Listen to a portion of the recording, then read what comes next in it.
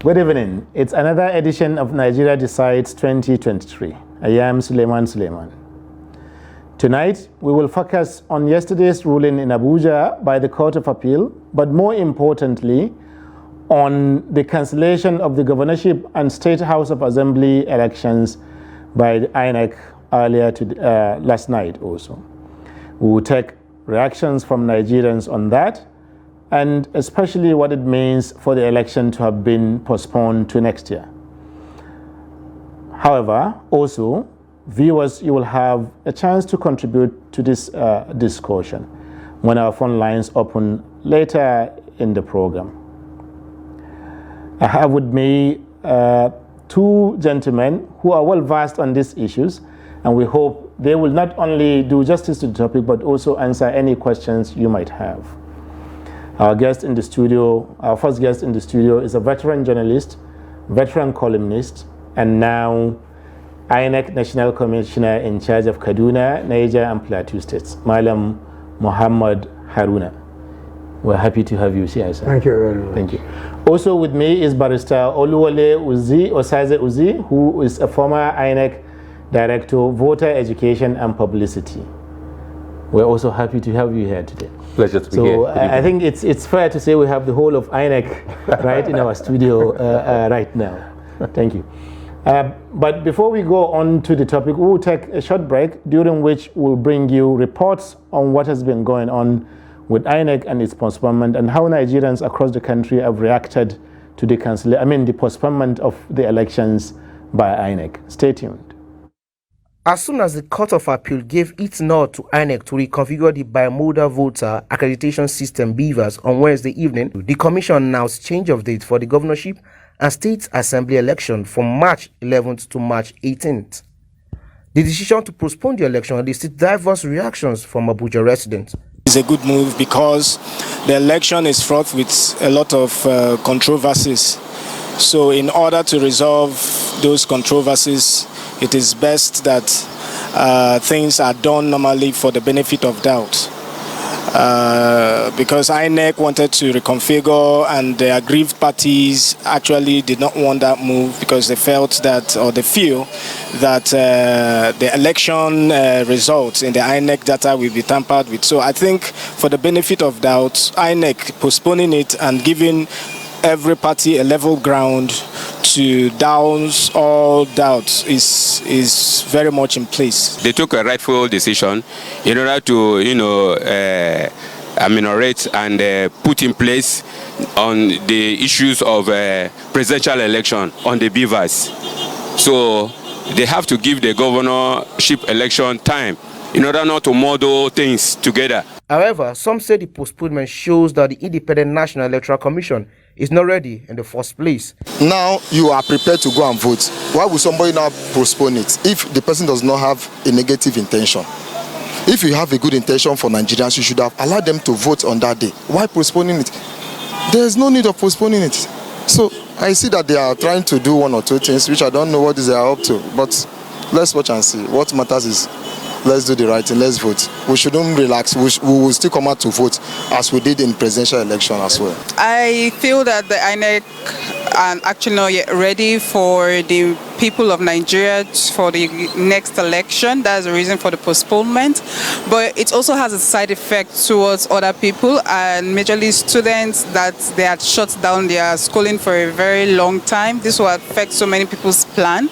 And just in general, what we just want as Nigerians is that the elections should go peacefully, and then the Bvas and every other thing that INEC has failed in the presidential, they should try and correct for the next election. I have already seen failure on it. Okay? For the government to postpone this governorship election, I've seen a bias on it already. Many Nigerians said they will wait until the new date to do the needful so that credible leaders will emerge from a free, fair, and credible elections. Noel Samson, Trust TV News, Abuja. Following the postponement of the election to March the 18th, some politicians say it is the right move considering the alleged irregularities identified during the just concluded presidential and National Assembly election. There is no reason for INEC to be failing in terms of logistics operations. That's one. Secondly, there is also issue with the IREF. One of the reasons why I decided to contest for election is because of the confidence I have in the electoral process. I was given so much assurance by INEC and also by the presidency that the election would be free and fair and would not have issues. But then, one of the most important key component of the electoral process is that IREF. And we have seen how it has failed, on the day that is supposed to be optimal. According to some voters in Kano, the postponement of the gubernatorial election will only add more pressure on the electorate, who would have wanted to finish voting once and for all. I think INEC should have allowed this election to just go ahead, because we want to finish it once and for all. People are suffering. We just want to finish this election so that we know that we are over it. But while the Independent National Electoral Commission say the election is postponed to enable the commission reconfigure Bvas machines, these members of the Transition Monitoring Group in Kano are out on the streets to demand for peaceful election come March the 18th. We have witnessed what happens during the presidential election. The killings, the destruction of properties are live. So we are anticipating the same thing to happen during the gubernatorial election. Politicians are making arrangements to disrupt the setting and the situation in the election, so that we organize this campaign rally to tell the world that we don't want violation of rules and regulation. At the moment, the Independent National Electoral Commission in Kano, like in many other parts of the country, have continued to assure voters that the election will be free, fair, credible and violence-free, and that voters should feel free to come out to exercise their civic responsibility on 18th March. Idris Jibrin, Trust TV News, Kano. Welcome back. That was the report of what has been going on over the past 24 hours in the country, and the chain of reaction that things have taken. First, the court decision to say that INEC can actually go ahead and reconfigure its Bvas systems for the governorship elections. And then following that, INEC coming out to say that it will need more time, postpone the election to March 19th, that's by 1 week. And then citizens reacting to that postponement.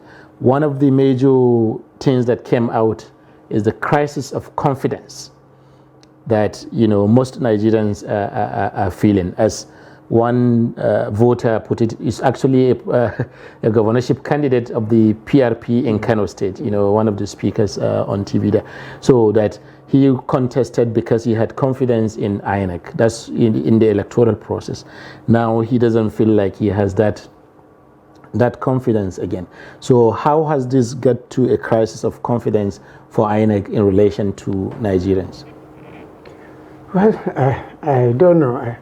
I think on the whole, those who are critics of INEC have not been fair to it. Okay. Of course, there were lapses. Over and above all, we didn't download real time on IREF as we had promised that we will. But people should look at the outcome of the election. As far as I'm concerned, since 1999, we haven't had an election where all sorts of expectations, assumptions of people were overturned. This is an election in which, the winner of the presidential election lost Lagos. The president himself lost Katsina. In Kaduna, the staunchest supporter of Tinubu is a Rufai, at least arguably. Or he may have won the presidential, but all the legislators now, except two, are from the opposition party.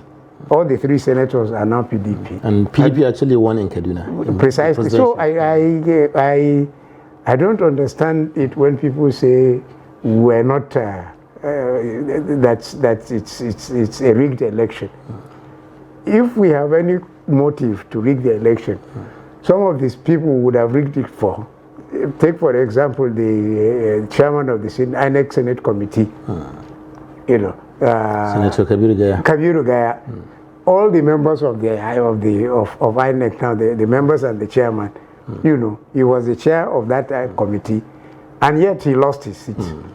Hajar Duku, who is in the Federal House of Reps, she's like more or less the permanent chair of that committee. She lost her seat. She's the chair of INEC at the House of Reps. At the House of Reps. She lost her seat. And she lost her seat. You can, so many governors, sitting governors, who many people think had come to regard the Senate as their retirement benefit, at least about 7 or so of them, lost, in spite of the fact that they were sitting governors. So when people condemn the election, I don't understand it. Thank you. That's quite interesting, because what Malam Muhammad is saying here is you have result, you have process, you have result. We know that the process was not perfect, it had problems, but the result will tell you that it had done better than previously, that it has done quite well. Yes. Why are Nigerians feeling different? Why are people not even looking at the results, actually? I'm happy you separated process from outcome. Yes. If you look at the process, I think the Commission acknowledges that there were challenges with it. Perhaps an essential part of that process is the fact that people should see not opaqueness but transparency. And as far as they're concerned, the transparency was in the going to the portal and seeing their own personal results, seeing my polling unit, I voted, and this was the outcome in my polling unit. So they're very interested in seeing that. You know, not necessarily interested in what's happening elsewhere. And I think it's a personal thing. And because INEC promised so much, and somehow, as far as they are concerned, delivered too little in that regard, there was something untoward. And because there was a lack of communication as to what the reason was until Sunday evening, the conspiracy theorists took over the stage, and social media was now awash and with all sorts of allegations. And there was nothing to counter that, nothing to rebut that. So the longer that was there, the more people believed that, yeah, something untoward. And don't forget, the outcome had not been officially evident. announced. It wasn't evident until much later, but opinions had already been formed. But this is where some people are, those who have other opinions are saying that it is precisely at the point where the opposition parties began to see that they were losing, that they now seized upon that narrative of non-transmission of non-electronic transmission of results. Because Saturday morning, throughout, nobody was talking about, people were talking about Bvas in relation to delays or not functioning to do accreditation. Yes. Nobody was talking about electronic transmission of results or not. Sunday too, none. But by Tuesday, when parties in their own situation rooms had a better view of where the results were heading, this was the time that some of the opposition parties, as demonstrated by Dino Malai of PDP, now seize the moment and say, okay, if you don't translate, if you are not transferring electronically transmitting the results, therefore everything is wrong with the results. Some people are saying this is opposition opportunism rather than anything wrong even with the process. No, possibly so, but I don't necessarily agree, because noise was already being made, especially on social media, as at Saturday night by citizens.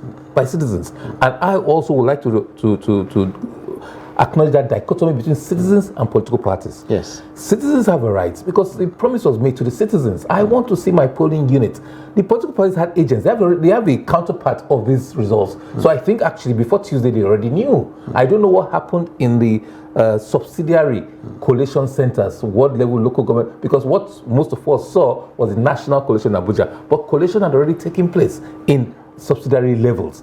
So you see that, so they will have known even by Sunday morning, I think, from their own situation rooms, a well-organized party would know almost to the last number, their scores in the various places.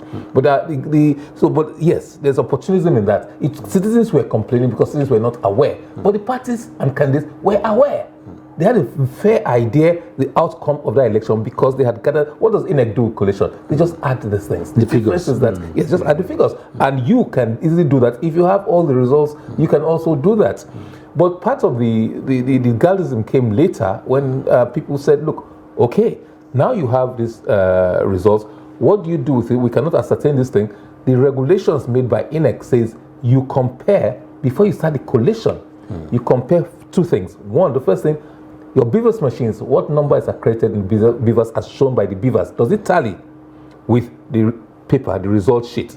Because you are supposed to take the number from the Bvas machine and endorse it on the result sheet. So does it tally? That's number one. Number two, before you start collating, look at the scores from the transmitted or transferred. Those two words are used interchangeably in the Electoral Act and in the guidelines. It can be transmitted, transferred. Before, look at the Bvas machine or the uploaded one. Do the figures and scores match what is on the paper one? The rules say do that before you start compiling. That's where the political parties have jumped and said, no, you didn't do that, and maybe you should have done that. But so those are the outcome. As there's so many examples. Yobe, the previous chairman of APC, lost Yobe, so rather surprisingly, which has been the bastion of the APC, but they lost that to the PDP. The challenge now was even the current chairman lost his own electoral bid lost his, to an SDP, a party that no one knows. Lost the state, and what some lay people call a smaller party, but to INEC, all parties are exactly the same. There are so many examples in almost everywhere you're going to get this, you know. And so when you look at when you look at that, so I think this is where not to cut you short, but this is where the some of the confusion for Nigerians come in now, Malam Mohammed, because people are wondering, are there two results or two processes, one electronic, the other manual? Are there two processes here such that, or what is the relationship between electronic process, you know, and of collation and the actual manual one? So such that can explain the credibility gap that people now hold or perceive towards the elections. Do we have two processes or just one process? I think the fact is, the distinction you made is a valid one. That is between process, you know, and as Uzi said, and the end result. We had promised consistently, repeatedly, that, you know, results will be transmitted, you know, real time. We failed to deliver on that. I will be the last person to say we performed well on that. And as my worry is more with the citizens. Politicians, you can always, you know, as far as the politician is concerned, the only good election is the one he has won. But citizens, as Uzi has pointed out, have started complaining because they were not seeing these results uploaded. Now, we were worried at the commission. What was happening, you know, because this thing should have started up. But there were glitches, serious problems. Our initial fear was probably that there was some, you know, attack. But it turned out, after a lot of analysis, that at the end of the day, the main problem really was that, you know, there were some avoidable errors. We, you know, we even did a mock. I think, was it on the 4th of February, we did this mock test of the Bvas, where for accreditation, as well as for upload results, because we told the officials, that they should snap whatever and then send it to the back end, and it worked. But the mistake was, you know, since Nasara, where we first started the testing of Bvas, I think 2020 or 2020, and since that first test, we've had 105 elections at various levels, you know, but only up to the state level. We've had off-season governorship elections, we've had senatorial, we've had members, federal house, we've had state house, but it has never gone beyond the state. So I think the oversight was that we didn't test to see whether it will work when you go beyond the state level. If you notice, there were downloads that we didn't have much problems with downloads of senatorial and federal house. It was only with the presidential. Now, if you want to access the polling unit, you go from the presidential, then you open, it goes to the state, then it goes to the local government, then it goes to the ward. That step between the national and the state was where the problem came. Interesting. And it wasn't offloading, so we started wondering what was happening. As I said, initially the thought was maybe there was an attack, and the vendors and our own staff, you know, they had so much because they had intelligence report that there's going to be a lot, so they focused more on the integrity of the system, rather than this problem that we've never tested it at the federal level. Thank you. So this was the problem. Very interesting. Thank you. But it's interesting to hear that it was not even the hackers or the supposed attacks, because I will be coming back to that later on. Galaxy Backbone, the company that hosts most of the internet service in Nigeria as a whole, mentioned yesterday that they received about 200 attacks a few days before the election, and over 1 million such attacks on election day. Because that is not INEC source or APC source or government source, but the source that actually delivers internet service to Nigerians. That's something we will discuss, because that's a serious and credible source. We'll be coming back to that later. But given what Muhammad Aruna just said now, that there was that gap between experience that people had, INEC staff had, and the scale of election that they now had to deal with, if I understand you well. But what was the point of the pilot study that INEC said that they did on Bvas? One would expect that that's what a pilot will take care of, to say that, to show that, you simulate a presidential election in in 3 or more states, to see what issues can come up, So could that also have been the failure of because the pilot was held as something that was well done and so on. So I don't understand. If you had a pilot, why have this problem still? Well, I think Malam Haruna has explained it just now by saying that it's the federal level. Okay. When you have unitary, when you have smaller units, there was absolutely no problem. You see? But when you extended it to beyond the senatorial district, beyond the governorship election, that's when you had problems. So as you said, maybe it should have been tested, but no off-cycle governorship election was held simultaneously, because the date of swearing in, the date of elections were different. Were separate. So yes, so maybe if, say, 2 or 3 of them, like we have coming up with Imo, Kogi and Bayelsa later this year. Possibly, maybe if that had happened before, perhaps these shortcomings could have seen. The stress tests and all the other tests were done, everything worked perfectly. And I think Commission should be commended for that, because the PVC, when it was introduced in 2015, the first major election was apart from the mock, PVC was thrown straight into the election, a general election. And if you recall, it took a while, for example, for the PVC, for the card reader to capture the fingerprints of the then sitting president who was contesting. So we didn't have those kind of glitches. I think it does different things. And in terms of the capture of the biometrics authenticating voters, I think by and large it worked fairly well. 1 or 2 within comfortable margins, it worked very well in that regards. I think INEC will supply the statistics about its efficiency in that regards. But it's only in the upload, and not just upload of the House of Reps, it seems to have worked well. Upload of the Senate, it seems to have worked well. But is this cross-country upload that seem to have the problems? Unfortunately, the Commission did not speak early enough. Exactly, yes. Well enough. So people, the narrative was seized by these people out of ignorance. People don't know enough, but suspicion, mistrust crept in, and there was that void. The void could not continue forever. This narrative now took center stage. Okay, so maybe that's an important point, and you mentioned it earlier, and I noted it down to take it up, that the communication gap, that INEC left in the time in which these problems surfaced. Because elections are highly emotional moments. People want their candidates to win by all means, and politicians, they know that. So they seize upon that. So even beyond that communication gap, which we'll come back to, what about the real results? Are there actually any difference between the results announced by INEC and those that would have been transmitted on the IREV, had it been possible? That has been a challenge that our chairman threw.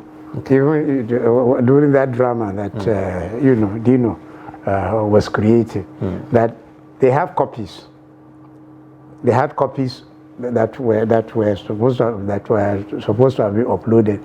At that point in time, those that had been uploaded have they compared and seen that there was a difference between what was physically hand carried to this? And they had no answer. And my belief was there was no difference. Of course, it was very slow and very few had, and we had gone ahead and still announced even more than, of course, that was being uploaded.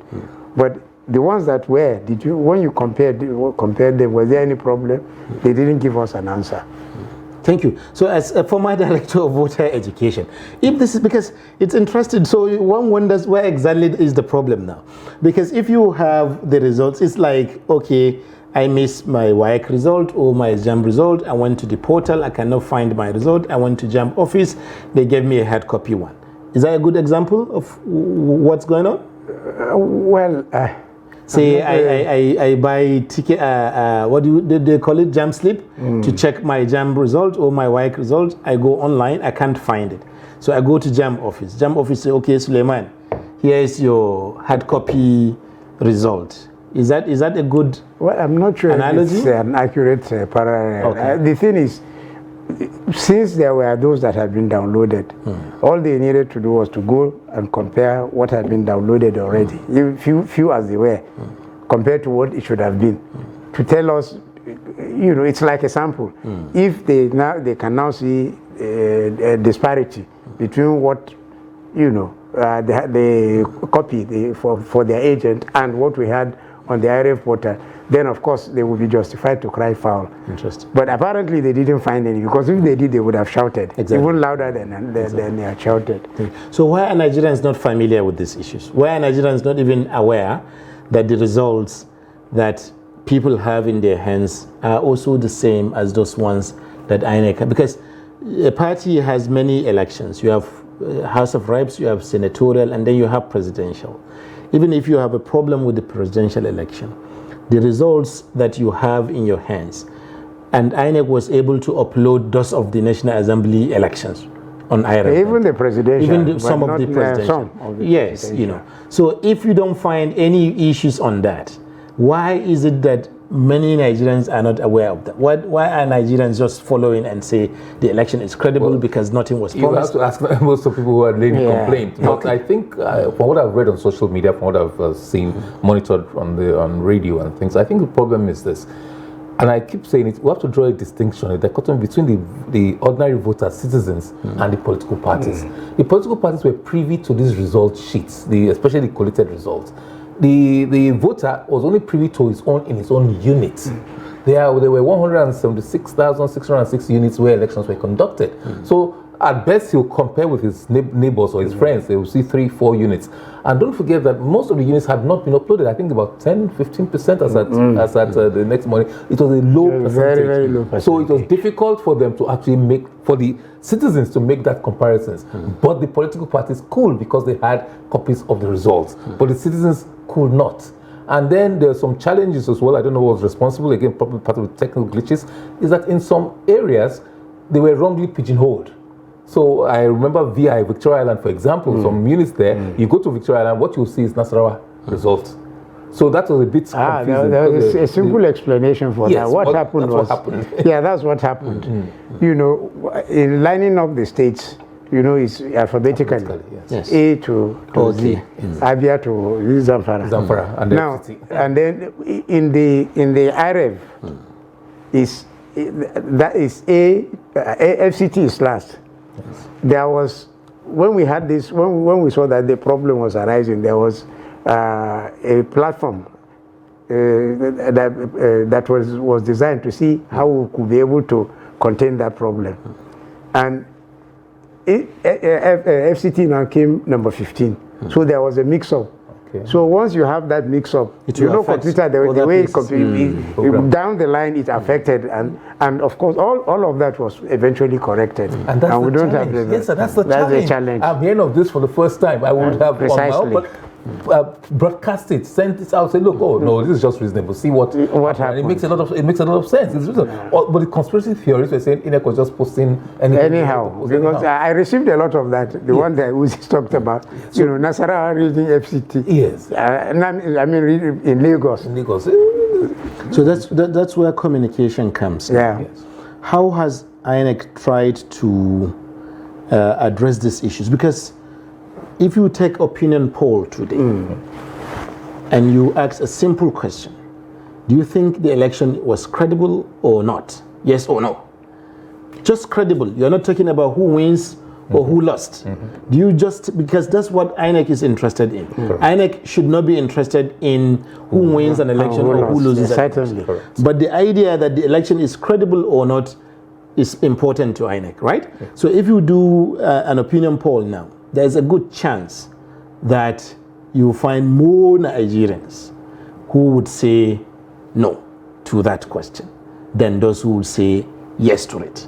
You know, we're in the newsroom, we follow the news all the time, we follow social media.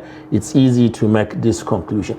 Even among the supporters of some of the candidates who actually came out victorious, because that narrative is the dominant narrative right now. That's right. You know, that there is something wrong with the election, and a lot of people cannot even explain what was wrong with it, but it doesn't matter. Something is wrong with it, and that's enough. So how did INEC allow itself? Because before the election, the reputation of INEC was not this low among Nigerians. Quite high. You know, it was quite high. Especially after Oshun. Exactly, within Nigeria, but also outside of Nigeria. In fact, I recollect the U.S. ambassador was saying just a few weeks to the election that they had confidence in INEC. You know, she said so several times. You know, so what happened? Well, as Uzi said, there was, I wouldn't say communication failure, because as much as possible we tried to explain to people what had happened. But the problem really was that it was a tough one. How do you begin to explain what you yourself don't understand? Because our fear, as I said, our fear initially was that it was an attack. Okay. On the system. Yeah. Okay. And we had our people, our IC people, assuring us that this thing will be okay, maybe in the next 20 minutes, in the next, and then it stretched on and on and on and on, until, of course, eventually. So when you are not too sure what it is, it's not easy for you to begin to say, because you could be wrong. Yes. And the fact of the matter, I mean, is that we were not absolutely sure what the problem was. Now we are. And that's why we've confidently told people, you know, that go to, and we've downloaded virtually all the presidential results now. So go and compare what you've been given as a copy with what is on our IREF portal. Thank you. I think, sorry, let me just take on that. Yes. I think that's a wonderful explanation. I wish that had come earlier, but you cannot, it's diagnostic. And the ICT were doing a diagnostic test. It will have been improper when you go to a doctor. The doctor will ask you to go and do confirmatory tests. He's suspecting something, but hardly ever will he tell you that, oh, I think you have cancer. That's normal with all diagnoses. It's diagnosis, but until he's fairly sure, he has ruled out one thing or has confirmed another thing, he's not likely to come up with you. The best will say, look, we are working on it, we are testing it. So when you get, with the benefit of hindsight now, which has 20/20 vision, you begin to understand that. But unfortunately, maybe some people have come and say, look, we are working on it. If you had said just an attack, and later on you come and say it's something else, it will might have made matters worse. So really, it's like, let us wait and be sure. Or we are experiencing some challenges. Maybe a blunt statement, we're experiencing some challenges. It's being worked by our engineers, are looking at it, and we'll revert to you when we are sure of what it is. But it's better to be sure of what it is than to give a wrong prognosis, a wrong diagnosis. That makes sense. Absolutely. I think the problem was the tension. Yes. If you remember, we did issue a statement. Internally within INEC. We did issue a statement. Yes, okay. You know, the commission spokesperson, Barrister Festus Okoye, did issue a signed statement that we experienced some glitches. That's why the download is not as fast as we thought it would be. And our people have been working on it. Yes. But because, of course, it's election, the tension, people thought we were not working on it, you know, fast enough to be able to. And honestly, there was no way we could tell you this is exactly what it was when we didn't know exactly what at that time. Thank you.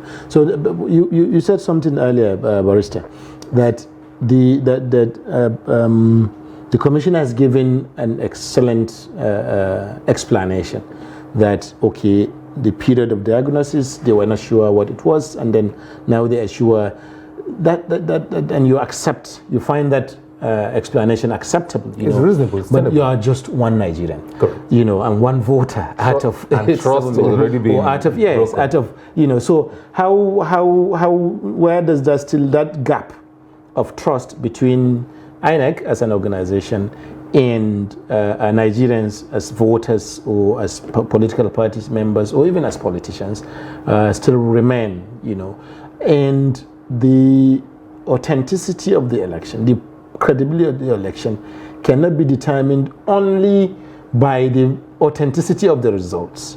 It has to be determined also by how many Nigerians believe that the results are authentic, as we saw in the United States in 2020. All the legal tests that the Trump camp brought against the election, all of them, over 200 of them, all of them failed. And yet, millions and millions of Americans continue to believe that there was something wrong with the election, to the extent that people stormed the Capitol. So cynicism about an election is serious. Yes. That's even for a democracy that is, just over 200 years. Over 200 years. What more for our own, where politicians are actually willing? At least in the US, you can find some Republicans who say, no, I don't want, you lost the election, I don't want to be part of this. Yes. Here, almost everyone want to be in the camp of saying, no. So what tax do you think lie ahead of INEC now in getting Nigerians to understand what really happened and why and how in relation to the elections? What task? A very difficult task. Very tough one. Extremely difficult. Because most people's minds have been made up. First of all, going back, that there's a mistrust of state institutions, government institutions generally speaking. There's been that mistrust. Oh, can't trust them. Historically, anything government. It's historic. It's been there, in this time, that time, we've always had questionable or flawed elections. For a while, up to 2022, up to earlier on this year, a lot of people, fair-minded people who are not being too emotive, said, look, INEC is the most improved, and there's empirical evidence of that. I've had that most said. Improved public institution, there's public confidence, public trust. Yes. But now this harkened back to the days of, do you trust INEC? They will write results, they will do this, they will do that. So it's still in their consciousness, even though they trust you, still in consciousness that things can go wrong. People are used to, they write results. Are we sure they're not cooking up these results to write these things? And then unfortunately, social media is more deep-rooted and widespread than ever before. You see all sorts of things, old things posted as new, and most of us are not discerning. Most of us are emotive. With this explanation, any reasonable person will sit back and listen and then make a value judgment based on the new facts that have come to light. Yes. But most people, their minds are already made up. So it's how to persuade fair-minded people now. And the opportunists in the political parties might want to, I certainly want to. They are doing it already. And in Nigeria, perception is more important than even facts and reality. Perception is all pervasive. People it's perception. Perception is the most important thing. And people believe because of the corruption in the general society, INEC people are so corrupt, they've taken money, they've done the bidding of X party or Y party. Most of us are not too analytical, I'm afraid. Because as we said, if you look at the outputs, the outcomes, and you're analytical and you think, let us sit down for 5 minutes and reflect on this, you'll probably find out that this wasn't so bad. If not for that and for the late logistics challenges, in many ways, I think Maharona is right, and I share that view, in many ways and in many places, the election was... This is one of the best elections ever conducted in this country. And maybe history will be kind of in that regard. Frankly. But credibility, you look at late arrival, you now start talking of negative, you now talk of violence. Like violence, how many places did it occur? At 106,606 polling units. Yes. Admitted it should not occur anywhere, but we're not utopian. People would still try. There's some who would do things the old ways. But was it 10%? Was it 20%? Was it 50%? Well, maybe it's a good thing. There's no case in the tribunal yet. These are preliminaries. Maybe there'll be a case. Now that's one good thing about the judiciary. Now come and demonstrate this in court. But if you run down institutions like INEC, you run down the judiciary, say, they always do the bidding of this party or that party, then you will not have confidence. You will not even go with an open mind that justice can be gotten from the courts. But I'm happy that one of the people is Peter Obi, and he is a child of destiny, in terms of judicial interventions in his political life. Interesting. He was the first governor to be declared governor by the judiciary, doing collation as INEC then.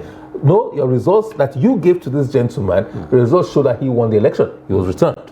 He was the first person who had been impeached. Barack Obama had been impeached and he challenged it in court, but he didn't succeed. So his impeachment stood. He was impeached. The Supreme Court, the court said no, this impeachment was wrong. So he came back. That's the second history-making adventure of his with the judiciary. Interesting. And the third was when in 2006, INEC gave notice of election for all states, including Anambra. But he said, no, I will challenge this. I have a tenure. The Constitution gives me a tenure of 4 years from the day I swear to the oath. I remember the case. Not from the day I took, I won the election, but from the day I took office. I took office. Yes. And again, for the third consecutive time, hat trick, as those of you interested in a hat trick of successes with the judiciary. Interesting. He is a product of that. This is history. So maybe once people say, oh, a presidential has not been returned. If the glitches are such that the Supreme Court or the Court of Appeal decide that, well, they were fundamental enough, history may be made again. I don't know, but it depends on what is proven in court. Was there violence in, let's say, half of the thing? If there was half of it, then there was no substantial compliance. But if the violence was only in 10% or 5%, then maybe they will say, well, there's substantial compliance. Thank you very much. Since that case is in court, we can only wait. We cannot until that comes. Thank you very much for staying with us. This has been a very engaging and we hope to you interesting program. So far, I have with me two guests who have deep knowledge of the insider knowledge of what's going on in INEC, and they are sharing their views regarding not just the problems with the Bvas machines, but also the cancellation of results. When we return after a short break, we'll be looking at that second part of this discussion, which is what happens, how it affects the postponement of the governorship election and where that takes us and you, the Nigerian voter. Stay with us when we return.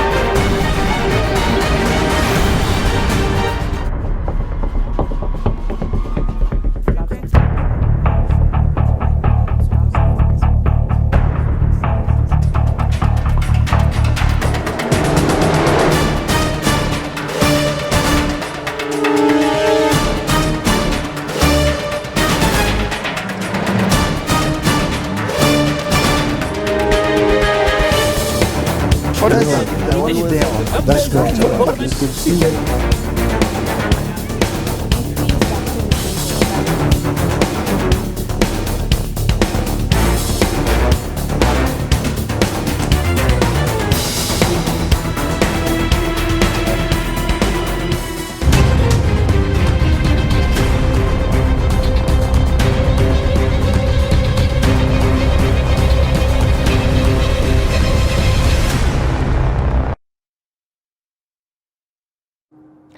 Welcome back. This is Nigeria Decides 2023, and we are talking about issues around INEC in the last 2 weeks, not just the Bvas issues or electronic transmission of results or that going to court or what the court say, but also the postponement of the governorship and state houses of assembly elections from this Saturday, March 11th, to next Saturday, the Saturday after, which is March 18th, 2023. I have with me Malam Muhammad Haruna, who is a veteran journalist veteran columnist, and now INEC commissioner in charge of several states, including the FCT. And also with me is Barrister Uzi Osaze, who was also once Director of Voter Education and Publicity at INEC. You're welcome once again, gentlemen. Thank you. Thank you. So the issue yesterday were two things. First, the court ruling that INEC can go ahead and reconfigure the Bvas machines. That's right. And then second, after that, the INEC releasing a statement that it will be postponing the elections for the governorship elections, which were earlier scheduled for this Saturday. The two issues are somehow connected, but not all Nigerians get the connection, because most people are not even aware there's a case in court, except those by the presidential candidates. They just come to heard about reconfiguration. So exactly what does that mean to Nigerians? Well, the thing is, for each set of elections, you have to configure the Bvas. And we had configured it for the national elections, that is the president and the National Assembly. Now, we're set to, because of course there was 2 weeks in interval. So we're set to start to configure it now for the state elections, that is for the governors and the state houses of assembly. When we were served an order, that the courts, the tribunal had ruled that, I think Peter Obi had approached them. It's actually both of the candidates. To say we should give them physical access to the Bvas, and so that they would look at it, because they didn't trust us. Now, we were served that notice on Friday. By then, we had already, all the preliminaries, our staff were on standby to start going out. Our plan was that by Monday, that is by last Monday, we would have finished the configuration. As soon as we got that ruling, as because it's one of our hallmarks that we obey court order, we now had to tell our staff to stand down. And then quickly, we approached the tribunal to say, look, this is our predicament now. If we don't reconfigure these Bvas, we cannot hold the election on the 11th. So the ruling now came on Wednesday, yesterday, to say, go ahead and reconfigure.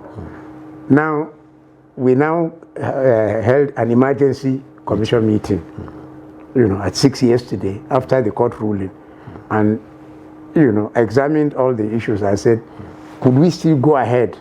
So, of course, we called our ICT chaps and told them, what's the minimum number of days you needed to be able to reconfigure the Bvas? They said 3. Now, since we had stood down our staff, obviously yesterday was out of the question. But even if we started today, we will still be reconfiguring by Saturday, which is the day of the election. And there is a Hausa saying that the Mugun Raogo Makintashi. It's better not to dance at all than to do a very bad dance. So we just decided that it's better, since there was no way we could reconfigure for this Saturday, to move it by a week. Now, it could have even been shorter, but then we hardly ever held any election. I don't remember, have we ever held any on a weekday? Not in general. So we decided the next weekend is the best. So the commission agreed on that. And that was after we took the election that we issued the statement to say. Let me stay with the commissioner for a while on this. Now, there are two questions now. One, supposing, because you said that you obey court orders, you like to obey the law. So supposing the appeal court had said that, supposing it had decided the other way, that's counterfactual now, but it's important to know what consequences. If it had decided the other way, they wouldn't have been able to hold the election, definitely, on this. But we'll probably try to find the time that will be within the law.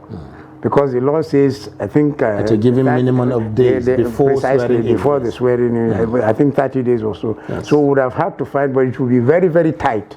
So tight that you can't guarantee that there will not be a constitutional crisis. So fortunately, the tribunal saw with us and allowed us to reconfigure. And we are already set to do that. So is there any chance now that the 18th date may not still hold? No, absolutely no chance. There is 18th is fixed. It is as fixed as the Rock of Gibraltar. All right. But there's some people who say that elections have frequently been postponed in Nigeria, that it's more of a feature than the fixed one. Oh, well, but the national election held as at the date resigned. But for this, development, we would definitely have gone ahead and held it on March 11th. Interesting. Thank you. So, Barrister, this is where I bring you. Some people would say with technology, the situation that the commissioner just described, the INEC commissioner described, can actually be foreseen, and that it is possible to configure 2 elections in the same Bvas technology even before the election. That you don't need, because that's why I brought up that counterfactual scenario where the court says, no, you cannot do this, and so on. That means you won't have governorship election after having, unless you have finished deciding the court case following and that's straight constitutional crisis, as you rightly pointed out. So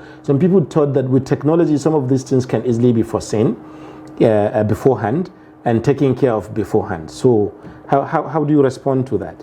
Well, it's difficult for me because I'm not a technical person. Okay. But just to say that the courts actually look at all those things because there's a balance of convenience that the courts must weigh before they make an order or vary such an order. I think the court looked at all these things in making that order. Don't forget, this is a variation of his original order. The court made an order, haven't just heard one side. Yes. So by the time INEC came and they weighed the thing, and they made reference in the ruling that, look, INEC has said, outline these difficulties. None of the respondents has countered what INEC said in the affidavit. So based on this evidence before us, we think we will do it this way rather than that way.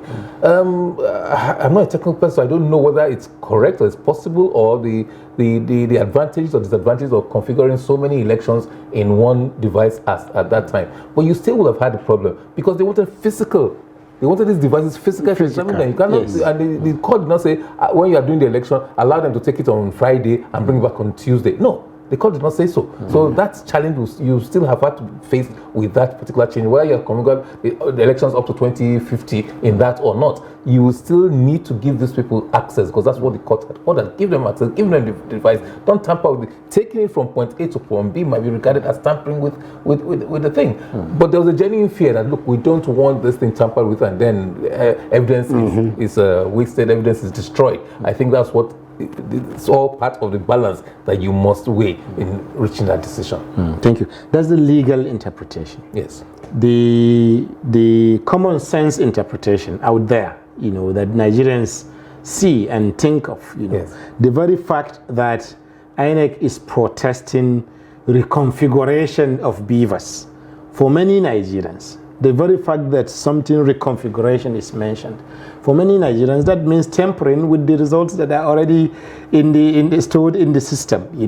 Maybe there are even results in the Bvas or not. Nobody is even aware because IRF is still different from Bvas. So how, maybe as INEC commissioner, what is there that Nigerians need to understand that they now don't, because that crisis of credibility, even with respect to that, is still there. Yes. For me, it's fairly simple and straightforward. The fact is that anything human, there are bound to be glitches. It's only God that is perfect.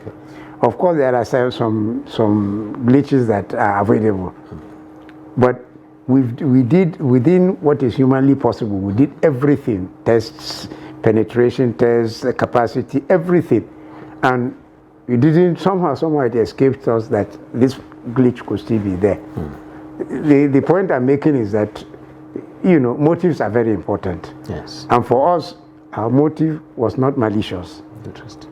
But of course, out there, and this is the point where I agree with Uzi, I'm more concerned with the citizen than political parties, because for the politician, the only good election is the one he has won. So anything we do, they've formed their opinion, but the ordinary person want to convince him that, look, this thing, it was not malicious intent, and we did everything possible, And people could see it in any case, and that's why I've tried to point out the result. Because if we had manipulated things, the outcome would not have been exactly what we are seeing now. So this is my point. Thank you. But some of the politicians are still star politicians.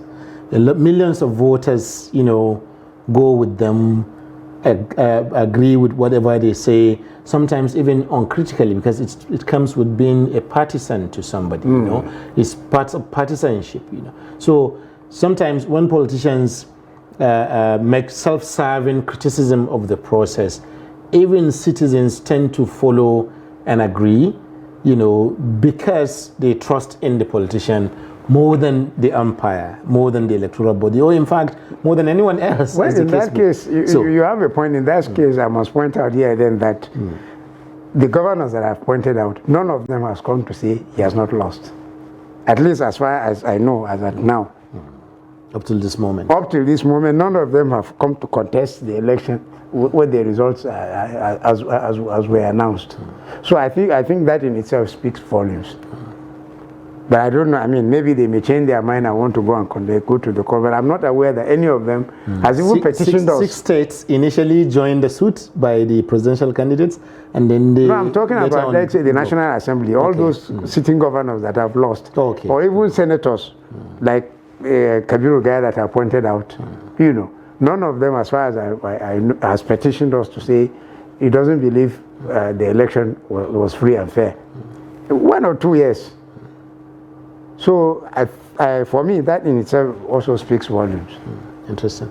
Thank you. So, Barrister, how does that translate to the issue of the postponement of the, that word is a bit hard, postponement of the results? Reschedule. Reschedule. That's the official word. That's even easier for me to call that, yes.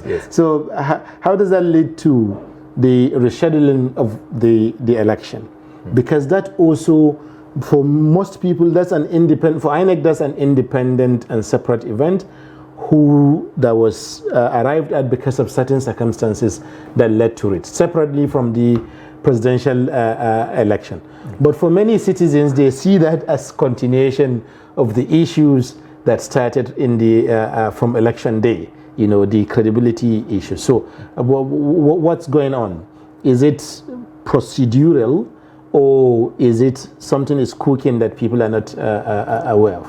Again, the truth, being so familiar with the process, I know that this is a regular thing. This is the usual. There's nothing at all unusual about it. INEC configures the whatever smart card reader, the Bvas, for particular elections. I don't know why. It's only the technical people who say why they do it for one. But the importance, and people don't understand configuration. I'm a layman, but because of my experience, I want to know a little bit. For example, my understanding of configuration, you configure it in such a way that it does not start recording till maybe it used to be 8 a.m. But these days I think now 8:30. So 5 minutes before that time, you try and start it, or try and it will not work. It will not work for good reason.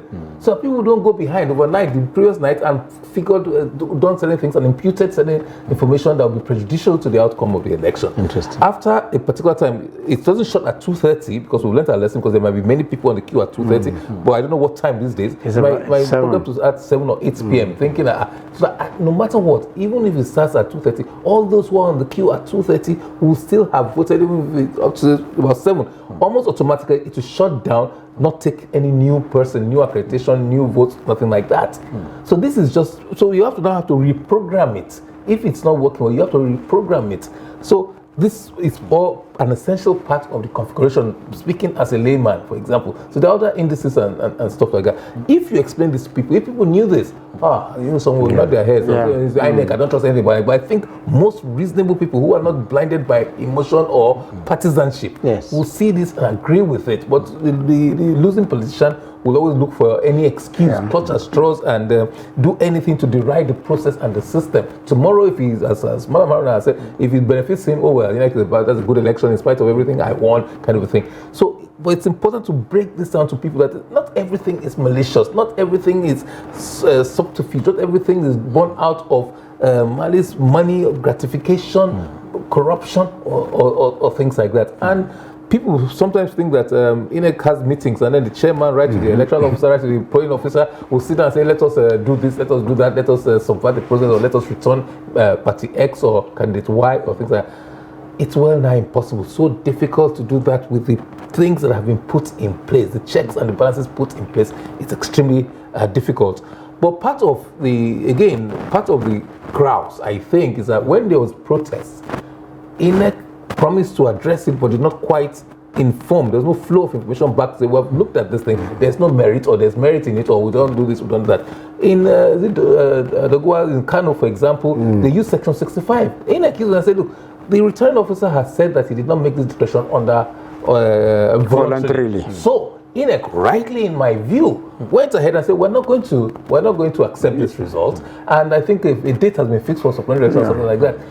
And true enough, he was not one of those who were issued with certificates of return. Because we decided we were not going to give him go back. In Imo State in 2019, two of the three senators, the same thing happened. And that is why INEC proposed to the National Assembly, and good thing the National Assembly accepted this, to say, look, if you did not win an election, if it was given contrary to guidelines as was in one of the central seats in INEC, or in the IMO, or if you held the return officer hostage and does not the voluntary declaration, that will be it. Or if there's anything contrary to the rules and regulations and guidelines, then the commission will review it and make a finding on it before. If you're not satisfied, anybody who's not satisfied can actually go to court on tribunal and stuff like that. These things are inbuilt mechanisms to enhance transparency and to as parts of the checks and balances. Thank you very much, Barrister. Yes. As this discussion continues, we want our viewers to remember that they are also part of the discussion, not only in their living rooms and in at home or wherever it is they might be, but also right here in the studio. They can just pick up their phone calls, their phone number, their phones, and dial our numbers on their screen and get in touch with us by telling us their names and where they're calling from, and then, of course, making their contribution or asking a question. But please, as usual, speak in a decent language. We're all Nigerians and we all have rights to be respected. Thank you. So, Madam, as we continue with this, now the election has been postponed, and you have given us that Nigerians assurance, and that's by implication INEC has given Nigerians assurance that the election is going to hold on the 18th. Now, the question people were asking before was some of the issues that came up in the election, in the first leg of the 2023 elections, which held in February, on February 25th, right? Such as delays in the commencement of the election, delays in the arrivals of sensitive, non-sensitive materials to polling units, and so on. The question people were asking before the rescheduling of the result was, the election was, how do you avoid that in the governorship election, and so on. So how do you avoid those issues? Well, in a sense, the silver lining in this case of reconfiguration, I would say, is the time is a little more time here, but it has, in a sense, bought for us. But even before now, I can assure you, all the sensitive materials had already gone, out. In fact, the problem we've had now, we have now, is that we have to return all those sensitive materials, in other words, the ballot papers, the result sheets, back to the central bank. In fact, the states, for example, the states I supervise, Nasarawa, Plateau, Kaduna, all the materials had gone out. They had gone to the local governments, ready to go to the rack centers, that is where they stay overnight so that they can quickly move to the polling units on the election day and open in time. They had gone to the local governments. So we now had to call them, and in fact we had some little problem getting CBN to accept them back. But that has also been sorted out now, because, when they came back, some of the controllers said there are no instructions to take the materials back, but that has been sorted out. So the sensitive materials have gone out, even the non-sensitive materials have gone. And we've had meetings with the resident electoral commissioners and emphasized to them the need for polls to open exactly at 8:30. Because once that doesn't happen, you know, there's this domino effect. It begins to affect things on and on and on. So we've emphasized that whatever it takes for polls to open at exactly 8:30, they should. And this is at the state level. It's not like the presidential election. So it's like each little empire, each little state empire of its own. So I'm confident that what had happened in the presidential elections, that is the two major things.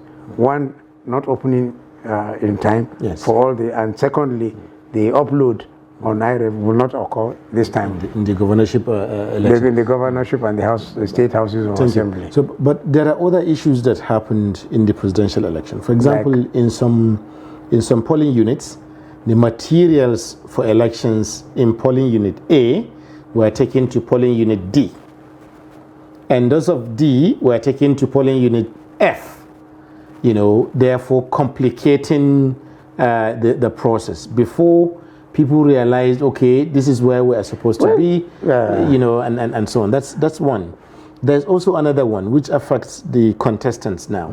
In some cases, the ballot papers will have candidate's logo but no name. So you have the logo of APC, you have the broom, but without the letters APC. In some other cases, you will have the name PRP, but without the logo key, without the logo of the party, which is a key, you know, PRP. And this happened particularly in the down ballot elections for House of Representatives and senatorial elections during the presidential election. Now we're having states where smaller number of voters will vote in for candidates in each case. How are these to be addressed? How will they be addressed? Well, I refer you to what we said earlier.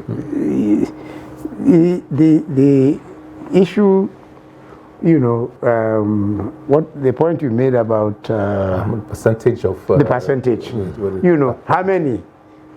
I don't have the figures, but in how many polling units this kind of problems happen? I think we should put things in context. Okay. You know, there will always be glitches. You are looking at operation that involves how many? 8,809 watts. You know, you are looking at millions and millions of voters in a country that is so huge. So glitches are bound to happen. The important thing is, is it widespread? Is it enough to affect the election? So for me, speaking, of course, maybe because I'm a national commission, I don't think they were enough, you know. And certainly, the scale will be much. In fact, as much as possible, we've done everything to make sure that they don't even reoccur on even the smallest scale. Thank you. So, Barrister, as someone who's been voter education, so you're familiar with these issues, even if you are no longer at INEC, and you're here certainly as in your own right as a citizen, right? Yes. So, if you look at, there tends to be more skirmishes, you know, violent outbreaks during elections at the local elections than federal elections, you know, when it is the member House of Reps for my constituency, the next door neighbor, or when it's the state governor. These ones, you know, tend to be a bit more intense, both among the contestants and also among the voters, and unfortunately sometimes tends to lead to problems here and there. What can Nigerians expect from these processes? Well, I honestly don't know whether, yes, passions are sometimes more inflamed when it comes to local issues, local contestations. But also, ironically, I think the presidential election tends to attract more attention. And this time around, there was a lot of passion. Don't forget that it's for the first time since First Republic, at least. So like a 3-horse race, and it was fairly tight. One of the reasons people don't, and as a yardstick for how good this election was that almost two-thirds of the people did not vote for the person who won the election. Yes. So naturally, the celebrations will be muted. You know, 2/3, that's a high percentage, almost 2/3. The two opposition parties, They all the three are leading combined opposition votes. parties, They're they put all- together, they won in 25 states. That's an awful lot. So Yes. these things are there, and it also shows how competitive The election was. It was. Ethnic tensions were in some areas, maybe religious, I don't know, but in localities, other issues play out, maybe historical, cultural, between settlers, you're not a settler, and native, you don't come and dictate here. All those issues also come to play. But let me just add something to what Madam Haruna said. But the National Commission has said, well, they are doing everything. But I'm surprised the examples you gave, I'm quite shocked at that. Because another innovation in the Electoral Act is that now, before the election, parties are invited, and I'm sure it was done this time. They were. Parties are invited and say, come and look at the sample ballot. These are the logos.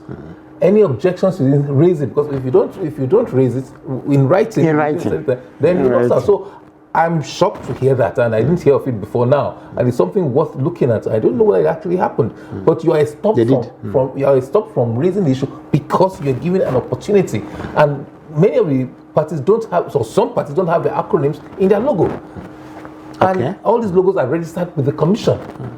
They are part of their constitution. You have to amend the logo, you have to amend your constitution. You're saying that the problem might be from the candidates or their parties. With the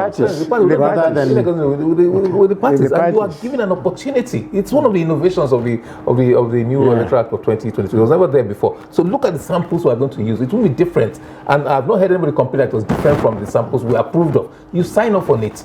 If you have any objections, you should, I think this is within 7 days or 14 days, write to the commission and say, look, this one, like a key, for example, if there are 2 keys, you say you put only 1 key, or there's no key in this, and people recognize me because of my key, because of my umbrella, because of my broom, because of Mama, Papa, Pekin. You know, if there's Mama, Papa, there's no Pekin, it's not a logo. So you have the opportunity of raising an objection as at that time, and when you do, even if INEC cannot reprint that sample ballot, then you conduct an election in that place until they get it right. So, none of them complained. Interesting. Thank you. We have a caller from Ibadan. Stanley is calling from Ibadan. Stanley, you're welcome to. You're welcome. Go ahead. Hello. Hello, Stanley. We can hear you. Just go ahead. You can ask your question or you can make a contribution. Either way, you're welcome to Nigeria Decides 2023. Good evening. Good evening. Good evening. All right. Okay.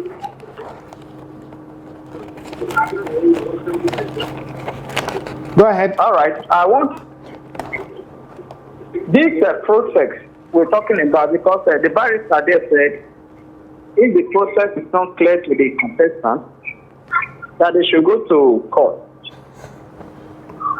Now, this reconfiguration they want to do, would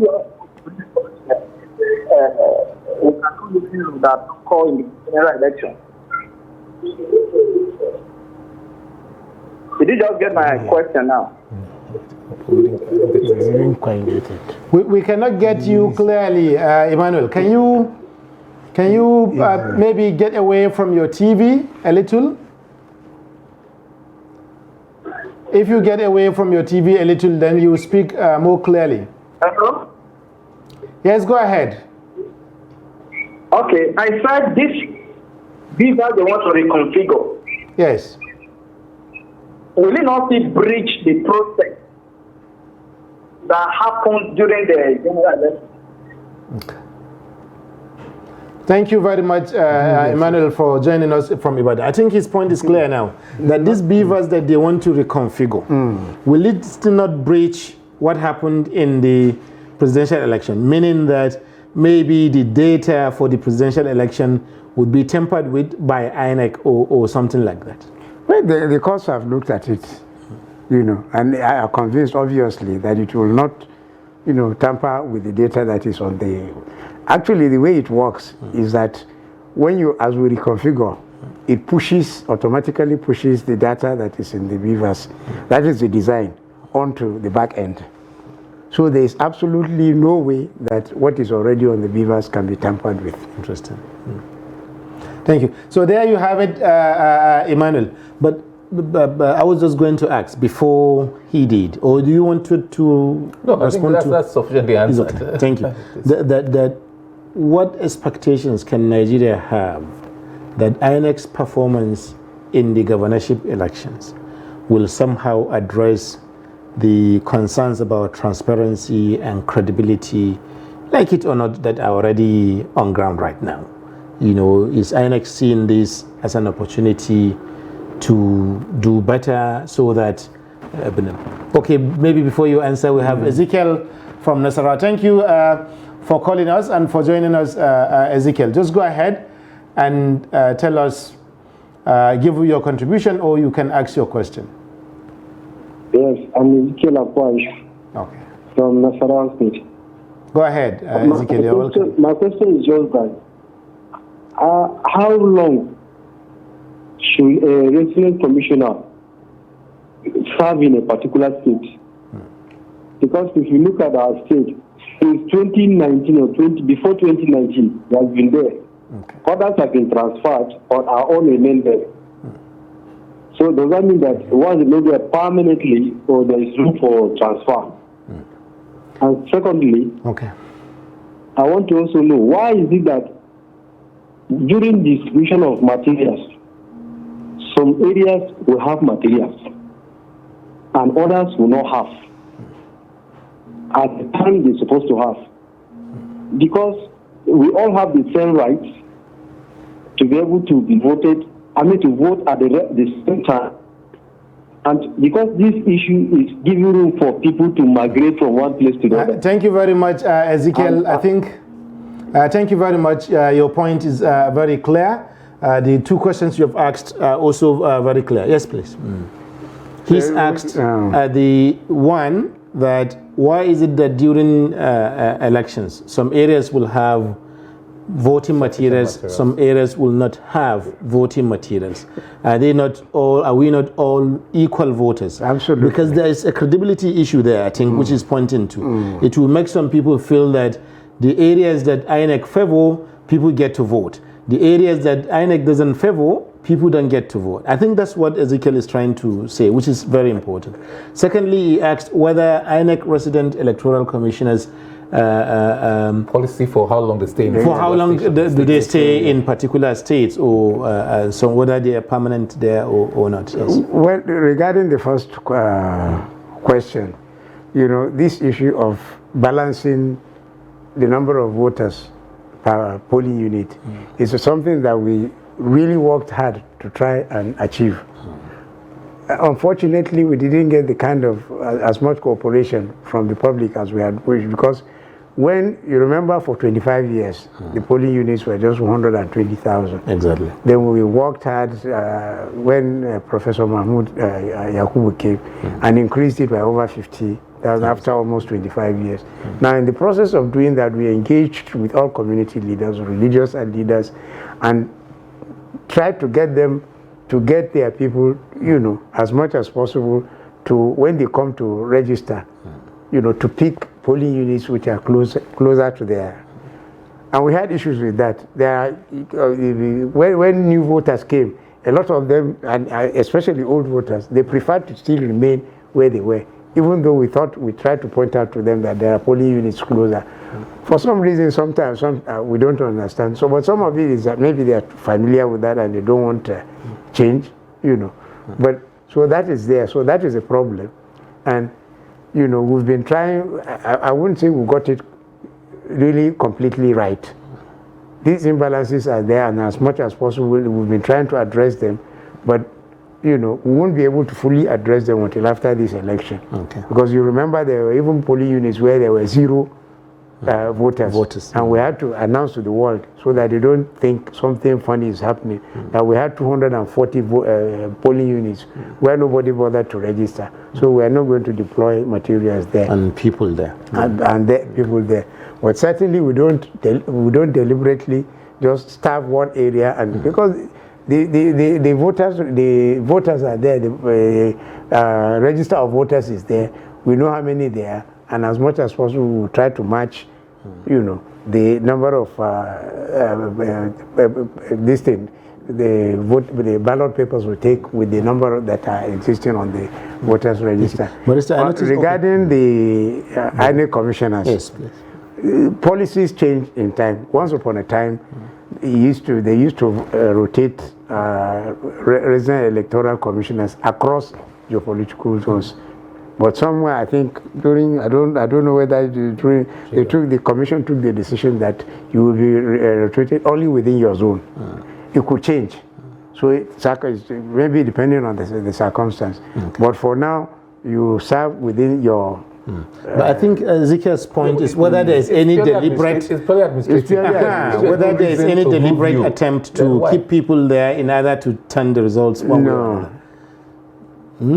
No, as I said, it's purely administrative. Okay. If there is no reason for us to move resident electoral commissioners, we would.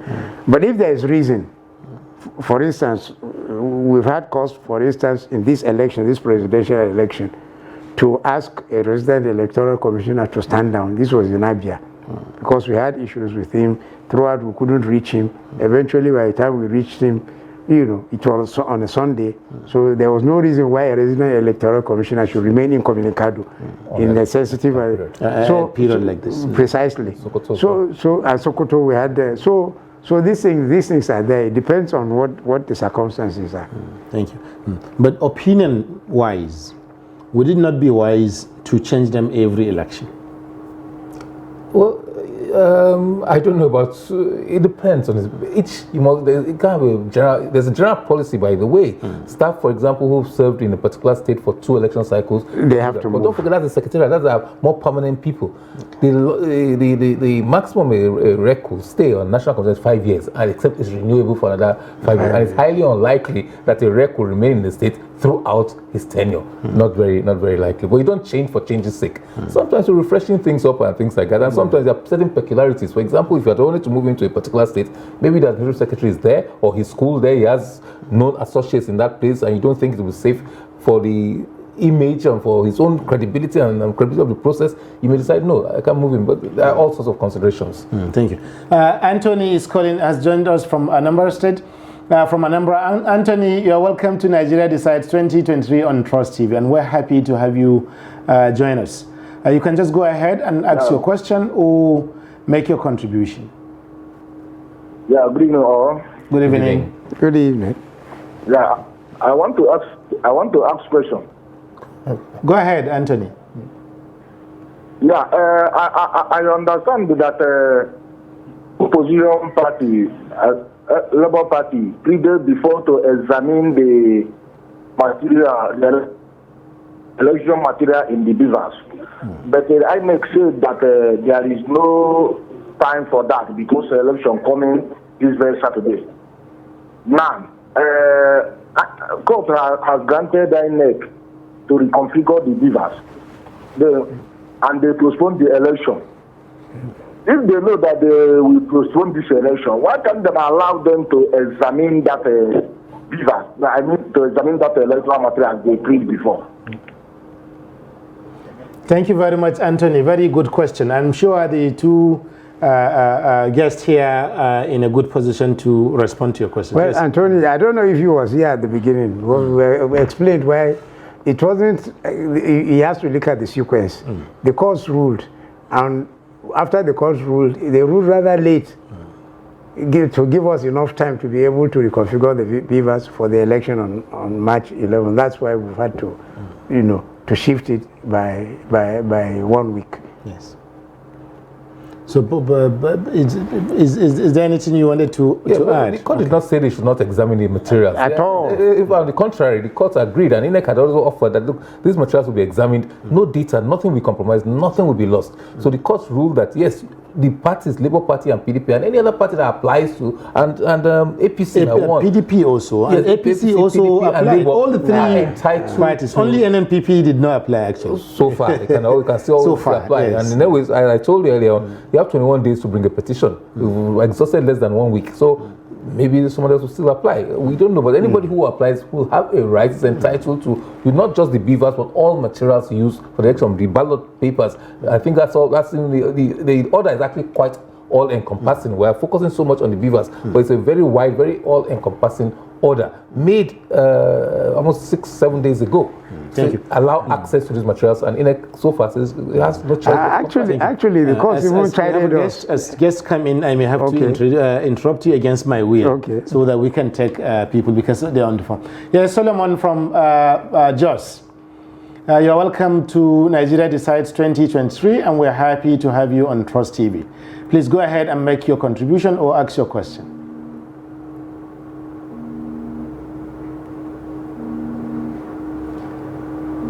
It's like we've lost Solomon. Solomon, try to get back to us. We're still here. Yes, sir. You were saying. Yes, as I was saying, the court even chided us because when we said they should vary the order, we said we thought the kind of access they wanted would have even kind of violated the privacy of the court. And the court said, no, we are aware of that. All we know, but we know this information is available at the back end. Yes. Now, all we are saying is, that's why we've allowed you to reconfigure, because we know the information is available elsewhere. So they don't have to really go, the kind of thing they wanted, because it may violate the rights of voters. But the parties, did they agree to this process, even though it's a court ruling, they have no choice? Precisely. to agree. But what further steps did INEC take to reassure them that the material on the data on the back end will not in any way be tampered? No, all they need to do is to apply for CTC of the information that is at the back end, and we are bound. We are to deliver. That's all right. And we've already done that anyway. Take the case of Osun, for instance. So I was you asked earlier, but you didn't have a chance to respond. That how is the governorship election an opportunity for INEC to address some of the concerns of transparency and credibility? I thought I'd answered that, because I said we've met with the regional electoral commissioners. In fact, we've even gone beyond that. So the national commissioners have even long before now, and we are going to do that again. We find out, we'll go to the states we supervise, meet with regional electoral commissioners to see as to the state of readiness, and meet even with the EOs, that is, just like Rex are in charge of states, the electoral officers are in charge of local government, to make sure that because that's really where I have to cut you short. We have Elijah from Niger State. Elijah, go ahead. You're welcome to Nigeria Decides 2023 on Trust TV. We're happy to have you here. If you could just walk a little away from your TV set, or if you can reduce the volume of your TV set, then you can ask your question or make your contribution. You're welcome.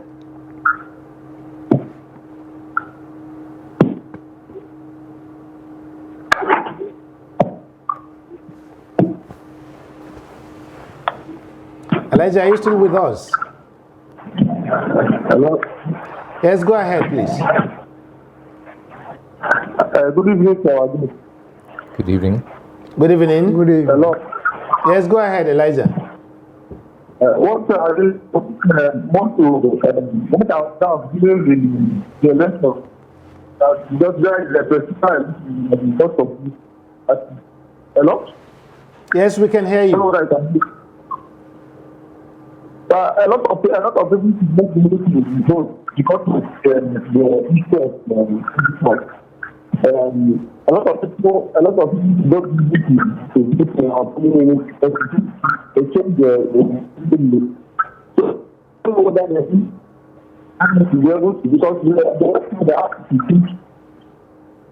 The network is unfortunate that we cannot hear you clearly. I'm not. Maybe you can try again, or you can try with a different network, and we hope we'll be able to hear what you are saying. Yes, sir, you were addressing how the governorship elections present you with an opportunity. It's an opportunity, and I can assure you it's an opportunity we will not miss. Okay. Because it's the only opportunity we have to redeem the problems that has beset the national elections. So what about Nigerians? What should they now expect? And how should they balance the two elections or the two legs of the same election, you know, should, for example, and I can only guess at this point, right, should maybe INEC address some of these issues?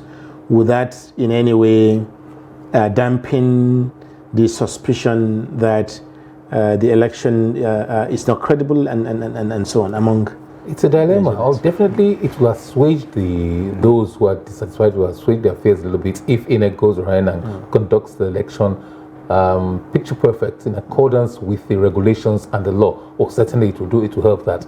But the issue and the other side of the coin is that someone say, oh, so you could have done this before. That only goes to prove that, yes, there was something on tour or something malicious 2 weeks ago when you said you're not going to do it. But whichever way, INEC just has to do the right thing, has to do it in accordance with the law and regulations and satisfy itself that it has done what is humanly possible and in accordance with the rules that have been made for it and the one it makes by itself.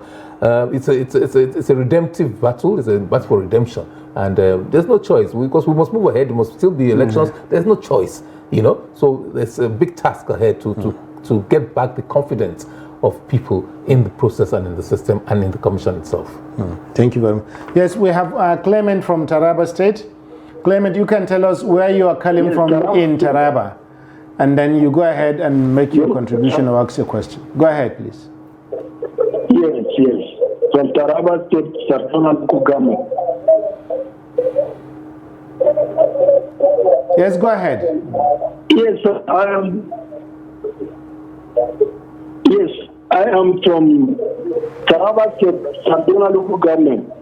Okay, yes. You are welcome to Nigeria Decides on on Trust TV. What I want to say is, yes. Why is it that we in Nigeria, after gathering international observers,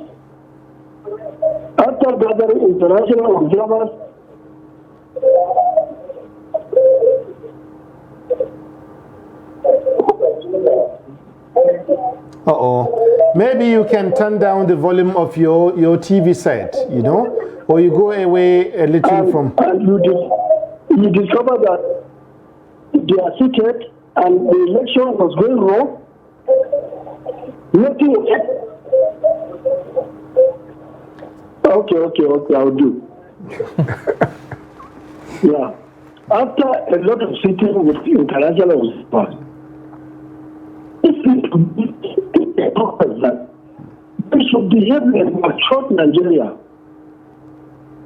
You see that in Africa, in the whole continent of Africa, where in Africa do you see people do election in Nigeria? After election in Nigeria, we always have problems. What is the other common? Why does he get his own claim to come and decide over the vote of Nigeria? It's a disgrace for a whole nation, Nigeria, who is the water of Africa. All the time we have problems of election in the court. And the man you get it. I want to ask you, and you should talk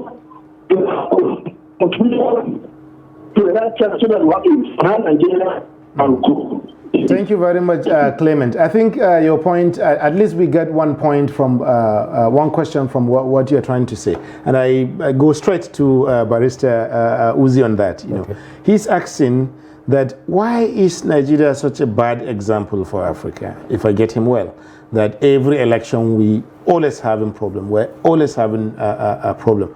How can we normalize having problems in our elections? You know, I think that's the question that Clement is raising. Well, it looks like it's not by size, not by might. Planning. We just have to plan. Yeah. We really should be a beacon.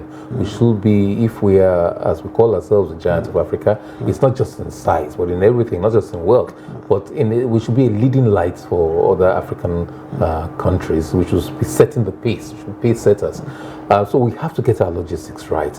We have to get our planning right. And I think that planning is basically the thing. So much resources and so many tools have been deployed to this planning, but somehow, I don't know. I really don't know. We still have the same issues. But there's a question you ask, and what are the assurance and things like that? For example, about overcoming the logistics challenges. Yes. I think, first of all, we should know what are the causes? What's the reason for these challenges? Because unless and you know those fundamentals, you cannot go and start providing solutions as to how you are going to overcome them. Why is it so? People, I was in another studio the other day and people said, okay, why is INEC depending on NURTW, NATO, and things like that? I said, well, give me, who do we depend on? I said, okay, fine, we can use government vehicles. I said, how would you feel if, for example, in Lagos or in Rivers or in Sokoto State, you see INEC officials in state just vehicles? one moment, let me take, let's take a call from Daniel in Yola. Daniel, you're welcome to Nigeria Decides 2023, and we're happy to have you. During the presidential election, so that confusion will not come in Nigeria. Okay, Daniel, can you hear us? Hello? Hello, we can hear you.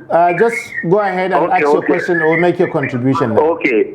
I'm emphasizing on use the Bvas machines in this gubernatorial election. Let it be properly, and let the monitoring of the evaluation in each polling unit will be properly monitored, so that any machine that encounter a failure, it will be recorded. Thank you very much, Emmanuel from Yola. Yeah, thank you. What he said is that in the governorship election, INEC should try and make sure that the Bvas machine, particularly for the uploading of results, works well, and that where there is a failure, that should be recorded, so that at the end of the election, Nigerians will know actually how many Bvas machines did not work well as against those that worked well. I think that's a very good, useful contribution but we'll come back to that because that's your question. But we do that all the time. Okay. It's nothing new. That's why we have RITEX, what we call, they are technicians at the ward level, that if there is any problem, we quickly call they are on standby to rectify. If Bvas doesn't work, or if in the halfway through, there are some problems, they quickly come in. Sometimes we replace them. Sometimes they work on them, and then, so that they can continue in the same point. I'll take up that question shortly, because he was saying something about what Nigerians can expect, based on what one of our callers asked regarding why we keep having these problems again and again and again. Yeah. Okay, but we've just had another guest again. Today we are having a flurry of guests, and I think we love it, and we hope that our viewers at home also love it. Zachary from Kano, you're welcome to Nigeria Decides on Trust TV. Please go ahead and ask your question or make your contribution. Okay, I want to contribute. Yes, go ahead. Okay, you said my contribution is about the Bvas machine. So if it is necessary to use this kind of machine, the next constitution will be scheduled for this month, that is March. Do you hear me? Hello? Hello, yes, go ahead, please. Okay, if there's no problem, why not to drop it? That is to keep it aside and bring back to our normal. That is to carry out the election using that manual. The manual process, yes. Because maybe this program may continue at this time election. Thank you. We don't like to repeat the problem we have before. Thank you, Zachary. Let me ask you a question. In your opinion, which would you prefer if you were to choose between the manual that we are used to and the Bvas electronic transmission now that we have? Which would you prefer that INEC should use if you had a choice? The one which I prefer is by using this Bvas. But the problem with Bvas now, we realize there is much problem, which I think even the next election, I don't think we cannot get the correct at the way we like it to be. So that is why I say if there is possibility, why not to keep it aside, just to see that we get Thank you very much. Thank you, Zachary from Kano. We're happy that you joined us. And please join us again tomorrow and next when we meet right here. I think it's important to mention to Zachary that the two things exist side by side. Okay. They both exist. So we're using both the one he's more used to and the Bvas. The only problem we had was with Bvas. We had no problem with the manual one. So it's important for him to note that. I think I will speak, try to reinterpret what he means. Okay. If you are what I think he's saying is that if you are having problems with the Bvas, because it is the Bvas that is the only issue in this election so far. If you are having problems with it, and that's because, like you said, INEC promised repeatedly that it was going to use it, and it raised expectations of Nigeria. Because it had worked. A lot of people, exactly, a lot of people even saw it as some magical innovation that will turn the election 100%, legit, and all that. And now you're having problems with it. That's creating a crisis of expectations, and fulfillment, or deficit of fulfillment. So he is saying that if that is the case, why don't you just wait and use the manual that we're used to, and then do it well, and then have a good election? It's not an option. First of all, the law is quite clear. You cannot conduct elections anymore without Bvas. Thank you. So in any case, why go back to something that clearly is bound to fail? This one has the only problem, there are glitches in this one. So you can improve on it. As in anything human, anything that is a human invention, you can always improve on it. So the point is should be making is that we should, as much as possible, improve, make sure that the problems we had don't recur. But not that we should just throw it away. You wanted to add to that? No, basically the same thing. I just wanted to clarify that today it's Bvas. It may not be Bvas tomorrow. But it's any other technological device is the discretion of INEC to use. So maybe if Bvas is giving us too much trouble, maybe they will improve the software, maybe there'll be a hardware change or whatever. But let's wait and see how it works. It has worked very well in the past. And there's good reason to believe that it will work in the future. But let us just see another 1 week, 10, 11 days time. Let us see how well it actually works. It had glitches and it had been resolved. Almost all the polling units are actually up there now. If there are any issues, the Commission will tell us why the other ones are not there a week, so many days after. But definitely let's wait for the governorship and state houses of assembly elections. Let's see how it works. Give it a second chance. You don't always throw the baby with the bathwater. The minute there's a glitch. When you say with ATM cards, technology, ATM cards, for example, a lot of the time it will say it has dispensed money to you, but you don't get the money. But now with technology, with the improvements and improved services, you see that there's been marked improvements. With GSM, there's so many drop calls before. There still are, but we still use them. The kind of things it has done, the advancements that have been made in the last 15 years or thereabouts are so incredible. You didn't say, oh, I can't make this call. You are here, I'm sitting here, I can't get you on the phone. Let's do it. No, you don't say so. It's just how to make it better. That's where we are. I think we'll be taking our final caller, Abdul Qadri. Where are you calling from, Abdul Qadri? This is Abdul Qadir Badmasi calling from Kogi State. Okay, go ahead, Abdul Qadir. You are welcome to Nigeria Decides 2023. Yes, please, go ahead and ask your question. Thank you very much. I think Nigeria has decided. Okay. And we've been deciding. The only problem we're having with the election in Nigeria is the umpire. So I think the solution to the problem is to allow all parties to be the umpire of any election that is taking place in this country, so that they will witness whatever is happening there. We don't have trust on these INEC chairmen. We don't have trust again on our professors. Allow each party to be part of the umpire, so that this thing can be corrected once and for all.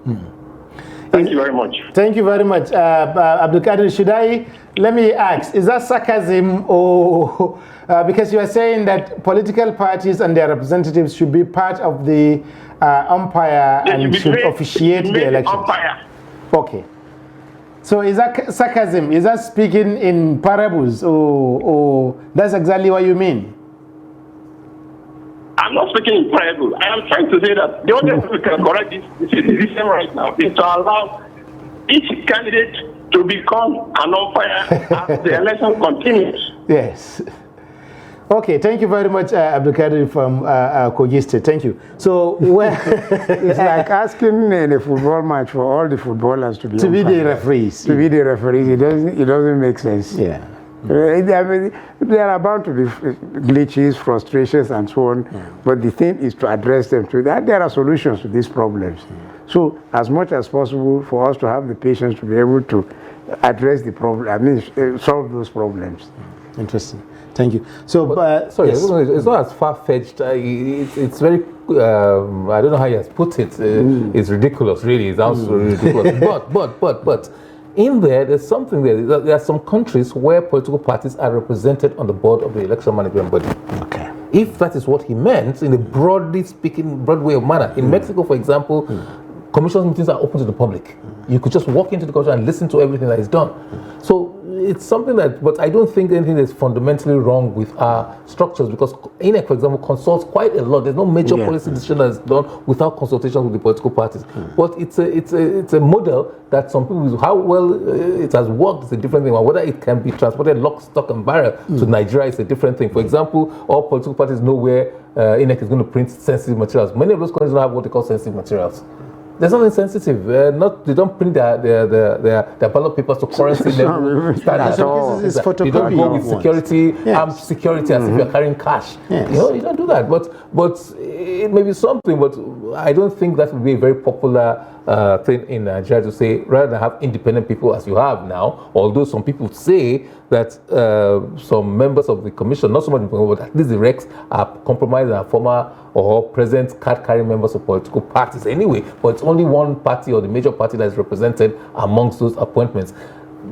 I think basically the structure, there's nothing fundamentally wrong with it. Let us see how we can go. You mentioned confidence in the commission. Naturally, but that issue of representation that you mentioned, because INEC consults a lot, like you said, and yet when it has one or two problems, the same political parties and the same politicians seize upon it and try to discredit the entire process. You know, throw the baby away with the bathwater, like you said earlier. So maybe if having members of political parties represented on the board of INEC, maybe that can help. But there is an issue that was also raised regarding the new electoral law requires that Bvas should be used in the election, all the elections going forward. Bvas or any other election. Or any other technology, as the case may be. So in this election, one of the issues that has come out as our final question on the program so far is that the electoral law requires, some people are saying shall, that it's must, that it must, you must upload the results by some electronic means. And if you have not done that, therefore, the election is null and void. I'm asking you that because you're also a lawyer. Yes. Well, yes, there's certain mandatory language used by the Electoral Act and by the INEC guidelines requiring uploading of the Bvas machine. The commission has even gone further, made other promises and everything else. But I am not allowed now that the case is likely to go to court to say, they are in breach here, or they are in compliance, or the case will be successful or not. I'm not allowed. It's sub judice, as lawyers will say. We're not allowed to do that. But is this breach fundamental? Is there substantial compliance with the act or not? That is the decision left for the tribunal to decide. Thank you very much, INEC Commissioner Malam Muhammad Haruna. Thank you for being here with us today. And we hope to have you again. Thank you, Barrister Osaze Uzi, for having you with us here as well. Thank you. It's so interesting to have you both. Thank you also, our viewers, for staying with us through to the program. This is where we draw the curtain for tonight's edition of Nigeria Decides 2023. We hope that we will be here with you again tomorrow, and you also join us tomorrow when we meet for yet another edition of Nigeria Decides 2023. My name is Suleiman. Bye-bye.